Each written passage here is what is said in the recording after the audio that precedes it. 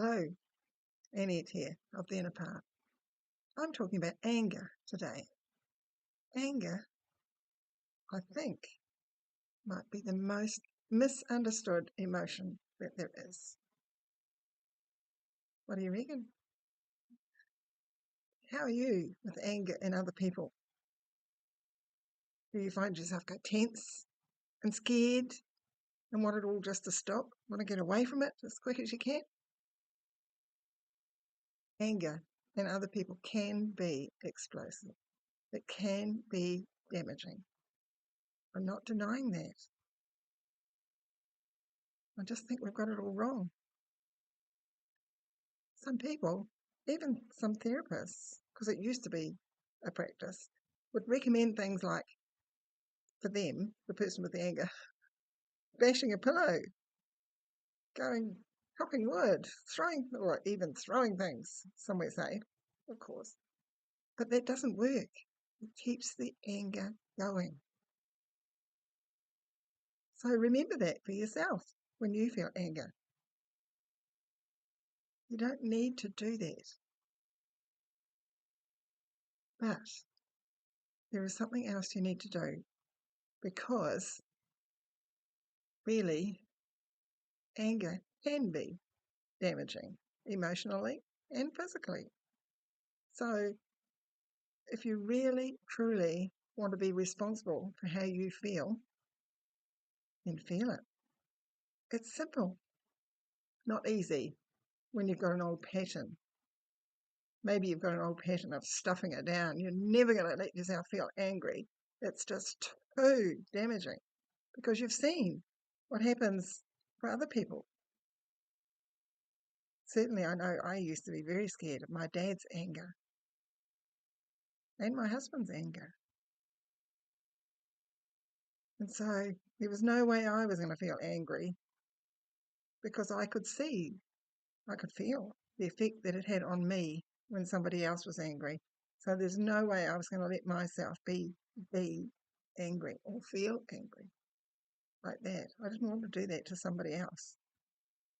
So I learnt from a very young age to just not be or feel angry. Stuff it all down. Way, way, way, way down so it doesn't ever come up unexpectedly. But I'm just saying, we've got it all wrong. And if you really want to explore this, it does mean slowing things down. So you could try, or you could remember a time maybe, or you could try this when anger arises in you next. First of all, notice what triggers the anger. I'm sure there'll be something, a comment someone made, or a video you watched, somebody talking, or some sort of circumstance that's made you feel angry. So just notice what that was. But then, before you get into thinking about it, just notice what happens next. And it might be the thinking about it. Sorry, I got ahead of myself there. Might be thinking, or it might be a body sensation. You might actually notice that your body does go tight, or it gets shivery, or you feel like you just want to run away as fast as possible. Get away from it somehow. Step out of that feeling. But again, that's an old pattern that you've learnt when you're young. Anger doesn't have to be like that. So anyway, remembering when you felt anger or trying it when you do feel angry, next, notice the trigger first and then notice what comes next. Is it a thought or is it a body sensation? And whichever one comes first, the other one will come next. And it's almost like a rule that we think we think we need to figure this out, to blame what or who is causing the anger. And it's almost like in doing that, we can avoid feeling it. But when we get into our head and start thinking about what caused the anger, that is avoiding. That is avoiding the feeling of anger.